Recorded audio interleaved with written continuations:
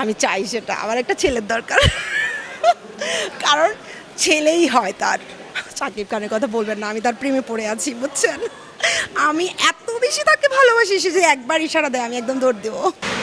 আমি সিনেমা করব, আমি সিনেমা করার জন্য প্রস্তুত। গল্পটার উপরে ইয়ে দিব, মনোযোগটা দিব বেশি, গল্পটার উপরে ঝোঁক দিব। গল্পটার মধ্যে যদি আমি যে ক্যারেক্টারটা প্লে করব, ওই ক্যারেক্টারের ডেপনেসটা যদি খুঁজে পাই, আমি অবশ্যই কাজ করব। থ্রিলারের মধ্যে ভালো লাগে বেশি আমার কাছে।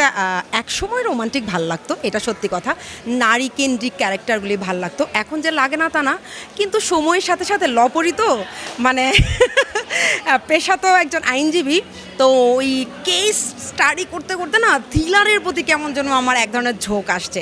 এখন আমি থ্রিলার অ্যাক্টিংটা মনে হচ্ছে যে ওই ক্যারেক্টারে আমি আমাকে খুঁজে পাই।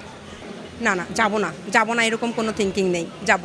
কজ আমি যদি না দেখি, আমি না দেখলে আলোচনায় মানে সমালোচনাটা করব কিভাবে? আমাকে তো সমালোচনা করতে হইলেও যাইতে হবে, দেখতে হবে, দেন আমি সমালোচনা করব। আমি হইলে ভালো হইতো।